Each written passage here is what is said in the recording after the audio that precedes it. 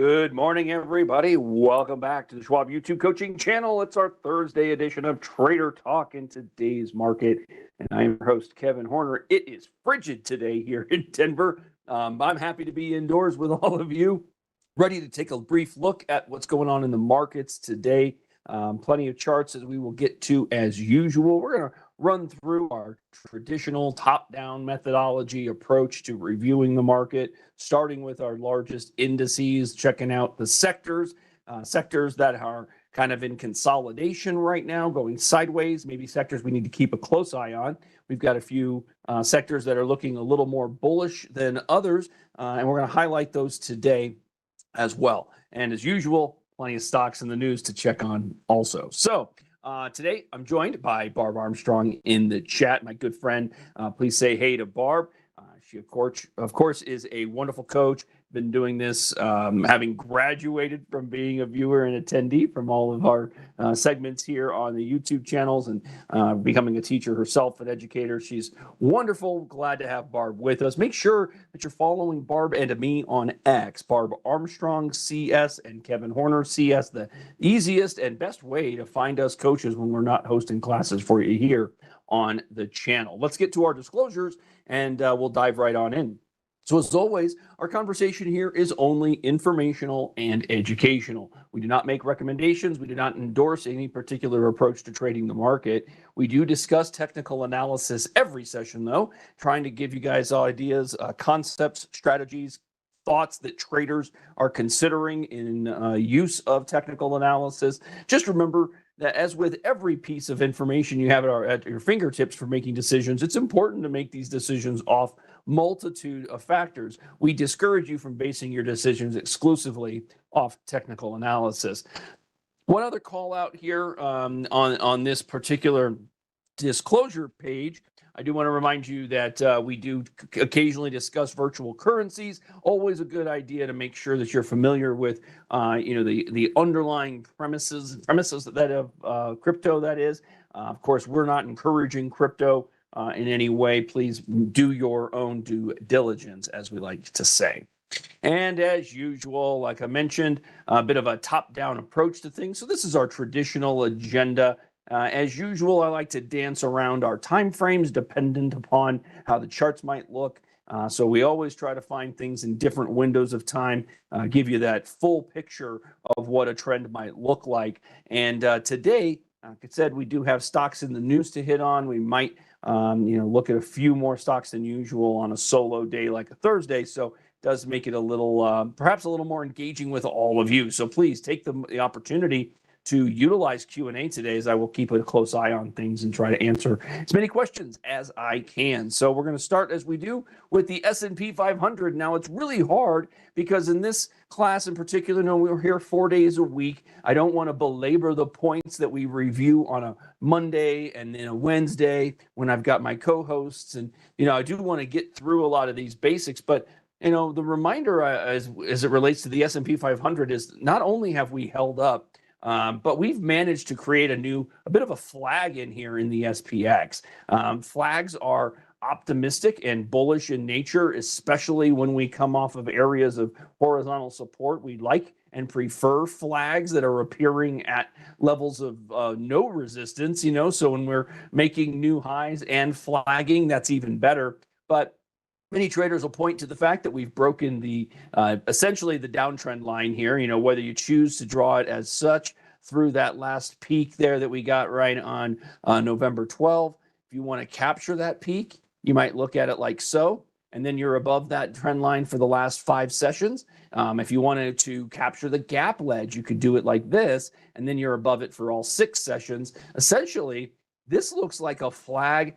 Our buddy Lee Bull, who I'm always reminded of the hundreds of these classes he and I, maybe even thousands, Lee and I did together.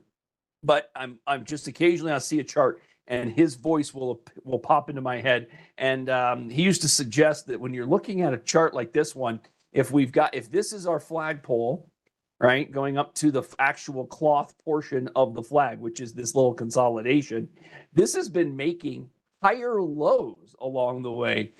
So he would call that a flag in a stiff wind, right? The wind is pushing and the stock itself is making higher lows along the way, not a negative when you're building out the cloth portion of your flag. Now, if my levels are valid, in terms of the flagpole itself, some traders will take a look at that flag. Let's just duplicate that line and offer the measured move calculation. Again, as I always say, measured moves, we're just trying to get an idea of where the current pattern could lead. Doesn't mean it's going to get there, as we know, but it is the estimation, and it can give traders a target. Well, based on the height of our flagpole, and if you added the height of the pole to the bottom of the flag, some traders like to do so from the bottom, some like to do so from the breakout point. Take your pick. Ultimately, again, we're just approximating a target, and that gives us somewhere in the neighborhood of 7150 or so. So that could give traders on a breakout a belief that that can happen. Now, of course, first layer is always going to be prior highs, and that's going to stand out. Okay, so that gives you a couple of areas for consideration as it relates to the SPX.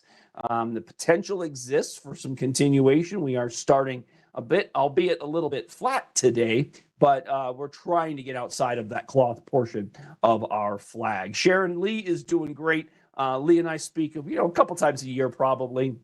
He's out there on the East Coast. He moved from the West Coast entirely across country to the East Coast. And he is fully retired and living his best life. So having a fantastic go of things, as I understand it, and I miss him dearly because it's one thing to have an excellent stable of co-hosts for this class, but Lee and I did this thing so many days together. We used to do it from San Francisco live together in studio. We would do it sometimes.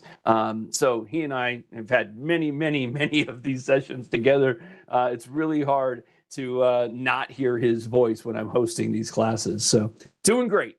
He always loved it. I always let him know when we talk about him here, that people are still asking about how he's doing. So okay, so in terms of a time frame, great question here, Rita. What would the time frame be? A lot of traders say that the time frame of the flagpole would be kind of tied to the range break. In this case, at least, that's what I think a lot of traders are going to pay attention to. Notice how we've well established our support here.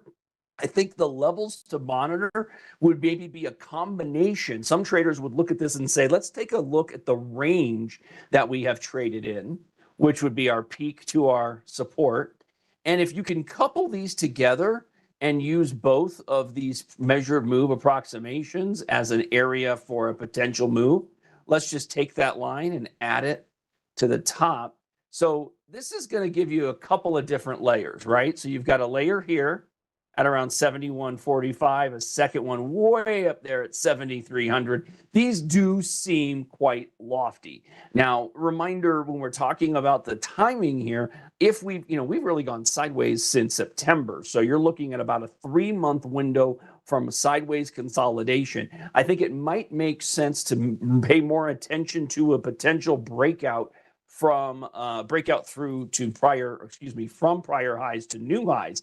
And that might be the more appropriate scenario. And then traders might look to target layer 1, layer 2, etc. That's one way to go about it. Now, there's another way that you can go about it. So if I was to, let me take all of these little details back off, and we'll just clean this back up a little bit. So leaving the bull flag in place here. The other option, besides taking a range, the literal top to bottom of the range, and explaining or viewing it as a break to new highs, here's what we can expect from that breakout. We could also do something like a Fibonacci pullback. So we can go a pullback like so to the low and a new move. Oh, see, now this is interesting because when you've pulled back from the peak to our trough, you look at the 161.8% reach extension level, that is. Some traders would expect that a breakout from the 69.20 ledge, prior highs from October 29th, if we make new highs, they might target that first extension level. Okay, So if that's the case, boy, it happens to coincide pretty closely with our 71.45 potential target. That's the bull flag target. Now, again, that doesn't guarantee anything, but it does give confluence. What's confluence? Remember, that's just an area of price where a multitude of either time frames or factors come together. And that's ultimately what we're seeing in this area up here. 71, call it 71.40 to 71.65, an approximate 25-point zone that some traders would then look to target on a breakout through the 69.20 area. Okay, now that's a lot of conversation, none of which is a guarantee to be achieved, of course, but I thought it was an intriguing look at the SPX given the level of bullishness we've seen on our very speedy bounce back here. Really nice to see the action. Okay, let's peek in on our NASDAQ 100. NASDAQ 100 is going to look very similar to what we've seen in the SPX. A little bit notable is the pullback in the 20-day to the 50. They have not negatively crossed, so we don't have a 20-50 cross to the downside. They've just kissed each other there. As you can see today, the levels for those are right on top of each other. The 20-day in orange, 25.087. The 50-day, 25.088. They are really very, very close. So it looks like the 20 is crossing the 50 today, but any continuation to the upside here is going to bring that 20 in a fishhook move back to the upside, of course. And so highs staying above the 20-day are going to continue to give the 20-day a little bit of lift because, there's only 20 days in the calculation. So it doesn't move it moves much speedier than, say, the 50-day, which is much more of a casual slope, right? So, okay, so there's your NASDAQ. A lot of the same stuff. You can do your measured move calculations, your breakouts, etc. And if we move to new highs, what might a trader do? They might take that Fibonacci like so down to the low from the peak, targeting somewhere around that 27,600 on a move through to new highs. But that requires, of course, closing new highs over 26,190 at least, if not higher. And as usual, I know not every trader is comfortable buying in those lofty levels, those areas where we have seen stocks move to new highs. Not everybody likes to buy new highs, but buying new highs is essentially evidence of the trend's strength. So at least be aware of that. Remember that when we buy new highs, we don't always buy new highs with every dollar available. Some traders will piece in at those higher levels. So a lot of continuation from the NASDAQ here. I'm noting today a quick look at yield. Yields are popping up a little bit, and the Russell 2000 is down a little. Now, the Russell got a great candle move just yesterday, a fantastic green candle after a bit of a brief, very small bull flag. So if we take a look at everything going on from the lows, you can see the speed of that flag was merely 3 days and basically held a very tight level there. And then yesterday broke through the downtrending portion of that line. Could you have caught that a little bit more quickly? Like, do we need to wait for closing values? A lot of traders want to see those closing values, but if we peeked in on the intra-period chart, looking at, say, a 1-hour bar, yesterday we broke that downtrend line with kind of quickly and then just got a little bit extended. If I did this, let's go back to my 5. And I think the 5 might be a little tricky for some of us. So there's that same downtrend line that I drew in, whether it's the 5-minute bar or maybe the 15-minute. Notice that 20-period exponential moving average. This is something that some traders will use in an intra-period chart to monitor shorter term trends. And I do mean shorter term, of course, because this on an intraday chart is fairly quick, right? So we've been above it all day yesterday, and basically any retreat to it was held. Now, the retreats on the 15-minute were few and far between, so there was quite a range day available there in the Russell. If this were the 5-minute bar, you'd had a little bit more consistency. And notice you broke that downtrend line in here, and it never ever over the course of the day yesterday didn't really give any back. It came back to the 20-period exponential moving average and then just rode it as support for the remainder of the day. Now today, we are breathing a little bit. We should not be surprised by that. We are essentially breathing at the 20-period exponential moving average. It's been supportive all the way back to yesterday morning at the open. So the question is, do we get on trend here once more? Do we get above the high we just made at the open here in the first 15 minutes and continue on upward? Or does this present the opportunity for a pullback to the pivot around 2,500? Would be kind of intriguing to see that. Now, of course, the yields are playing on that to an extent. You all know, you frequent attendees know that we're watching the downtrend line. Anyone surprised that we are right into the downtrend line once more? Each of the rallies into my downtrend line have been faded pretty effectively of late. And now we've been dabbling at that level, but we have not moved through it yet. So once more, we need to keep in mind, if we're not going to break that downtrend line, well, then it's a lot of the same concepts, right? Lower yields, good for small caps, not so good for your other interest rate sensitive areas of the market, like utilities and real estate. If yields continue to drop, that's going to be fine for what we would expect from utilities. But nonetheless, there's been a bit of a shift there too. So if we move off of our broadest of indices here, the S&P, the NASDAQ 100, and the Russell, peeking out what's happening with yields, I thought we should look at what's going on with utilities. Now, yesterday, utilities continued a bit of a breakdown here, and I thought that this was notable because it did indicate you've got that shorter-term trend change in the 50-day window, because the 20-day is now below the 50-day. Now, the last time that happened, it was a quick reversal, right? And we haven't really got that yet. So kind of an important level for utilities in here, everyone. So we've made a lower low in the short run. It's not going to look terrible on your weekly viewpoint. Why is that? Well, mainly because, we have fewer data points to work with. We are sitting on that 20-week simple moving average. Could very well be an area of short-run support. So monitoring the interest rate sensitive areas there with utilities, taking a quick look at real estate, remembering that REITs are essentially what the real estate sector of the market is here.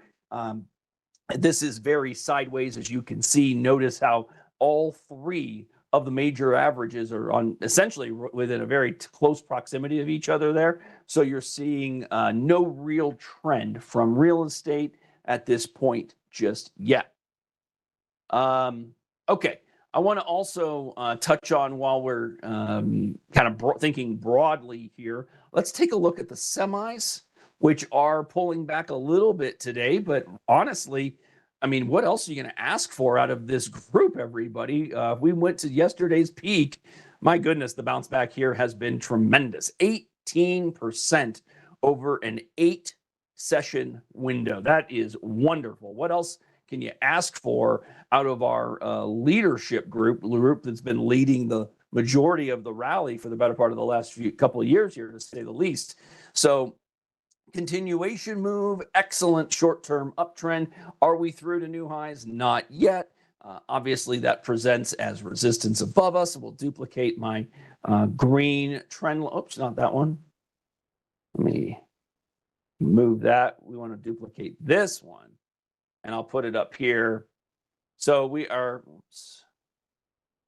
basically eyeballing a potential for resistance, or at least a pause in the trend, and a break through that red line would obviously be bullish for us in terms of the trend on semis. Now, yesterday, Brent and I talked a little bit about the transports, which were moving to new highs, and I wanted to remind you all to consider looking at your spaces within the transportation index, and those being a couple of the key components that you want to give consideration to when evaluating it, right? So some traders, you might think about looking for your road and rail, right? Your truckers. So DWC TRK, that's our Dow Jones US truckers. And you'll notice very nice move off of support, getting back above the ever important 200-day moving average. Could the truckers be looking at a bit of a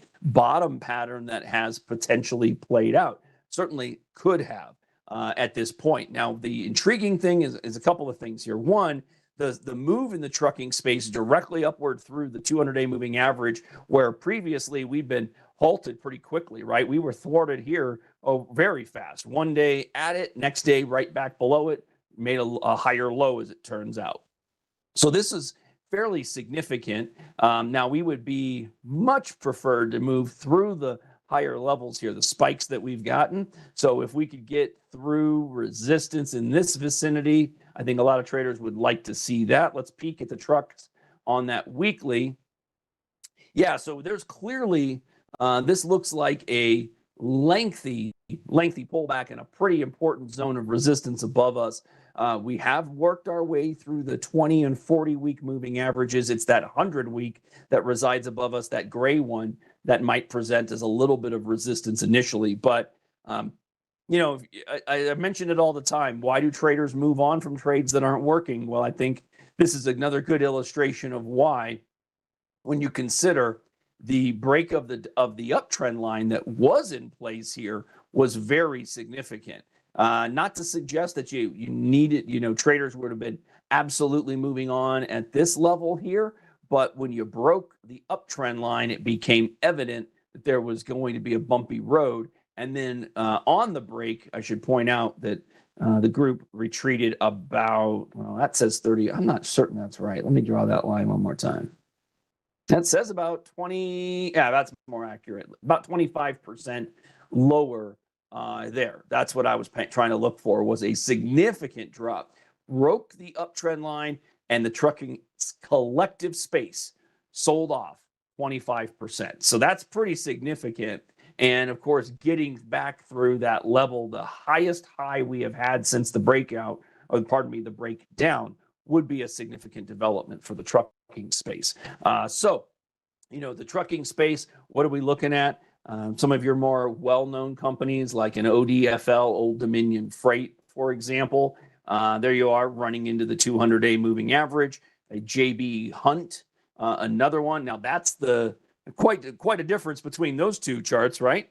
Hopefully you can see that, and perhaps that means one's a leader more so than another. An interesting gap move following an earnings report here, evidently, and a new layer of support built in at a prior price action level. So that's not terrible from a trend standpoint. Notice the 50-day catching up to that, the 20-day capturing another layer for potential support, but it has moved exponentially to the upside there, JB Hunt. And then a third one I'll just throw at you is SAIA, SAIA, another trucker.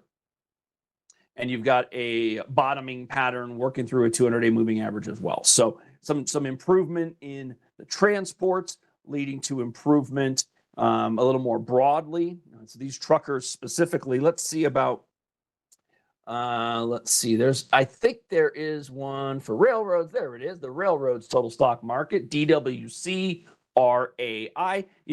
I've mentioned this a few times, everybody, but just as a reminder, I think a lot of these Dow Jones symbols that begin DWC, you might just think about the space you're looking for and start typing. That's one good way to do it. But you can also utilize the lookup tool here and drop in, just DWC, and it starts to fill it all in for you, so you can see every individual industry, sub-industry group, etc. Plenty to look through to give yourself some, again, a cleaner view of a very tight group of the market. So I do utilize these for those industry, sub-industry charts pretty frequently. So just like to highlight that for you, everybody. So, railroads here, your Norfolk Southerns, for example, your CSX as well. These are the companies there that you want to keep an eye on. So here's your Norfolk. I'm going to give you NSC just to give you an idea. There you go. So there's a bit of an uptrend back above its 50-day. Here's Union Pacific. All right, and that one may have battled back to an area of potential resistance, but it seems to me that the trucking space is the one that has made the biggest move in the transports of late. Though, as Brent and I covered yesterday, we looked closely at both Uber and Lyft on following upgrades yesterday, and those are also moving interestingly following the transport sector as well. Okay. Let us talk about some other sector action of note. A couple of groups in sideways consolidations at the moment. We have our financials still consolidating, have been doing so since mid-June. So we're looking at a good 5-month window, potentially with a breakout on deck. And you all know the important thing here is not necessarily that we're going sideways, but rather that we have a potential group ready for a breakout. And if this can break out, well, then we've got a targeting opportunity, right? Remember that as traders, sideways consolidations commonly will lead to trending thereafter. And what are we talking about? Well, these moving averages are just going sideways, right? Just like price action is. We are mired in a range between 850 and 900 on the financial sector here.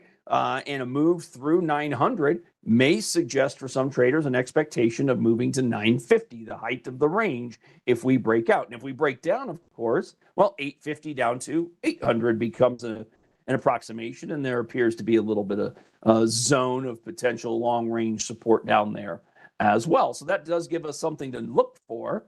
But if you're a trader who's uncomfortable buying at the bottom of the range to target the top of the range, it can be as simple as that. You don't have to trade the range. Some of you will just sit on your hands and let the range develop, watching it daily, watching it weekly, waiting for the breakout. When the breakout comes, then they take position, leaning into the idea of momentum. Okay, so financials looks sideways, as does the industrial space. So the industrial sector, almost identical there, dating back to July, a little less time, but still sideways in consolidation, worth keeping an eye on from the standpoint of a group that could move for traders in the near run. If a breakout occurs here, you could start trending thereafter. So that's what you're looking at with regard to industrials. Now, many of the sectors that I'm noting are in either consolidation or relatively bullish. The leader of late appears to be the small group, small in the sense of the number of companies, that being communications. Now, remember, why did I just get done talking about consolidations leading to trends? Look at the communications, an excellent look that takes us maybe 2-3 weeks down the road from a group that was in consolidation that has now broken out. So could a trader look to communications as maybe the playbook for what might occur if industrials or financials were to break out collectively, right? And sure, of course, Jay, yeah, the shift in expectation for the rate cut coming next week on the 10th, that absolutely could have a bit of an impact here. It could also be why we've seen like we've mentioned, the Russell bounce back so aggressively, the SOX bounce back so aggressively.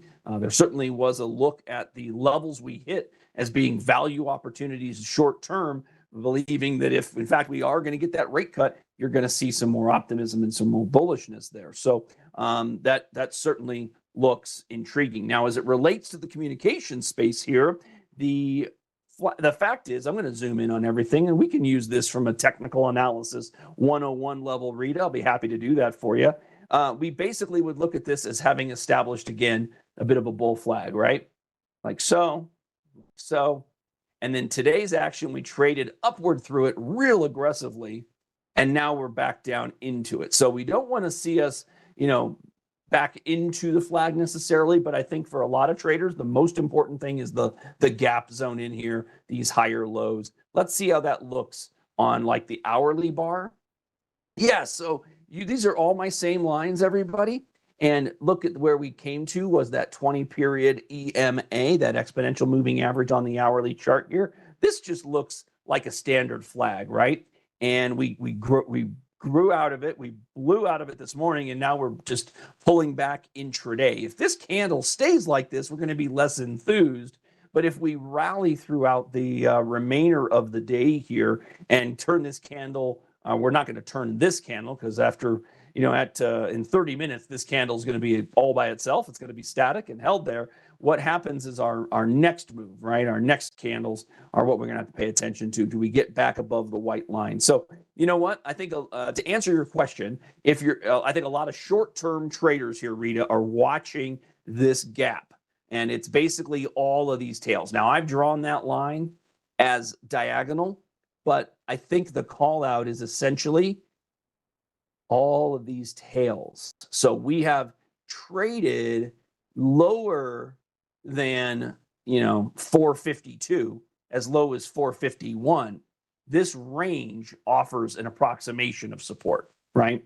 So that's not, when we're talking stop levels are always kind of ranges, right? Yes, we have to pick a very specific price to set a stop order, and yet it's not necessarily a guarantee that the level you've selected is going to hold, nor that the level you've selected is going to be the one that bounces. So, you're going to have to pick a spot. I think a lot of traders would say you take the lowest low you've had in this area, which happens to be this candle right here. The low there was 450.61. So some traders would work below that for a stop level. But that's a very short-term trader and really depends when they got in. If you were the trader who stepped into communications back here, well, then this becomes an excellent spot because you're looking at a wonderful move to the upside, as much as 9%. So even if you got stopped out intraday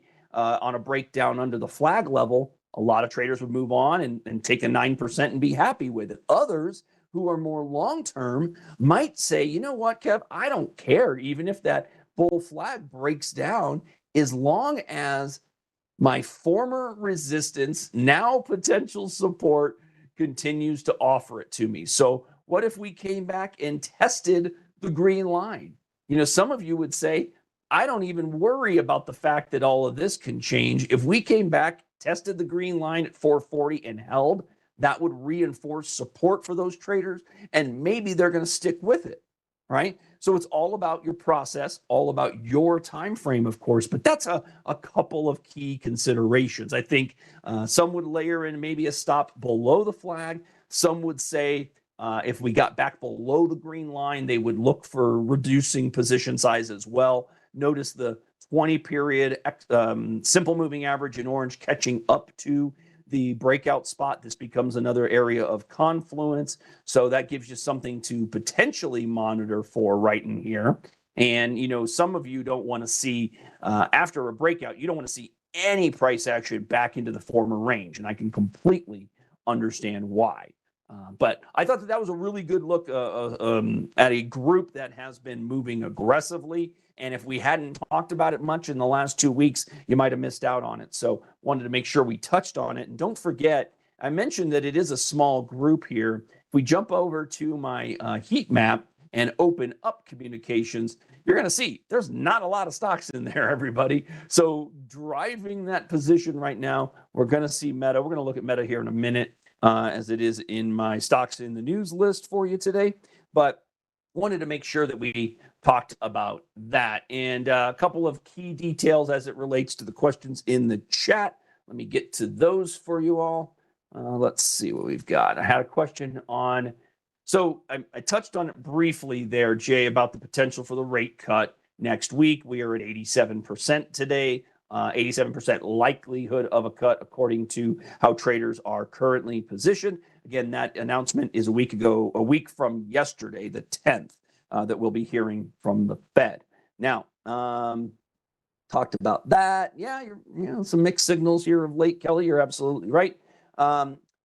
Scanning for, Gerald asking about scanning for, method to scan for which sectors or industries were leading. Yeah, absolutely. I do that through the heat map, not so much, because the heat map is specific to the intraday window or the current day. I like to incorporate the quotes page here exclusive to the 11 sectors. Now that's because just 11, the calculations occurring in Thinkorswim Desktop do not take too long for me. This can, as you can see, is loading a minute. So these mathematical calcs are taking a bit of a second here on my lag, but ultimately this is what I think a lot of traders are looking for. Relative strength over a 21-day window, akin to a month, a 5-day window, obviously a week, 89, about 4 months or so ballpark. Our friend John McNichol put these together for us, loaded those and shared them with me. So that's where I have been leaning essentially for looking for leadership as opposed to just blindly buying technology. As an example, notice where tech resides near the bottom over the last month. In fact, I thought it was important that we take a look at technology because tech is at an important space. Now, I'm going to bring this one up because our man Wiley in the chat likes to remind us about the confirmation of breakouts and trends, right? So here we have put ourselves off of an area of support in the technology sector, and have broken a downtrend line, if I can draw that in effectively here, something like so. And we're above the 20 and 50-day moving averages now. So if confirmation for you is 3 days above or closing above a major moving average, maybe it's the 50-day for you, well, then today becomes very important, doesn't it? Because day one here, we were above the 50. Day two, we closed above the 50. If we close above the 50 today, you'd have 3 consecutive closes, and some might call that confirmation of a broken downtrend and give them confidence to start adding back to tech. However, if that candle today maintains red, what if it closes under the level that we traded through yesterday? What if we made a low today through? What if we closed below yesterday's low? That's not a necessarily a so-called close below the low of the high day. We would want to take a look at the low here. This is our high day from the second, our high day in tech. If we close below the low there, which was 57.18, let's call it 57.19. And we're sitting right on it. We're at 57.20 right now. If we close below 57.19, well, then you might have many a trader looking at this saying, yeah, this bounce back was nothing more than a short-lived relief bounce. And it's way too early to know because from that standpoint, a trader is often looking for closing valuations as opposed to intra-period values there. So make sure you have a plan. Make sure that you've got an approach that makes sense for your tolerance for risk, your comfort for risk, so on and so forth. So I think that's very, very important. What's not important is my approach. It's important to have a plan and define confirmation for yourself. That's what we're looking to do.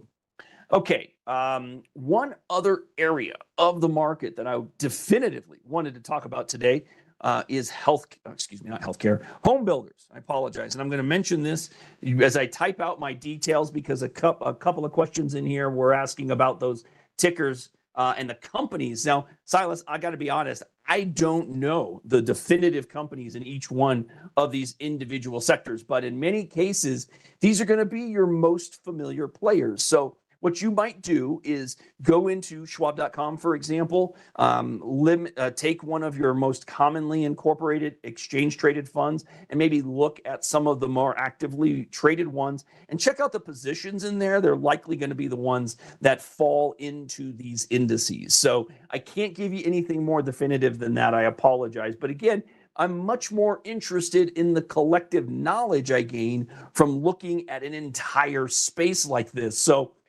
here, home builders are improving. They have been for a little bit, but most importantly, off of this major support level and having rallied back through what was the neckline of a head and shoulder top. Now, I'm going to recolor this from red to green because we broke back through it and held it. In fact, if you take a look at it like this looks like we resolved a bull flag bullishly to the upside. Now, today, a little less inspiring as rates have climbed back a little bit today, but it's currently a bearish Harami inside day. fully engulfed in yesterday's candle. Most likely that we don't trade through the low of yesterday, but trading through the low of yesterday would be very uninspiring, not a great thing.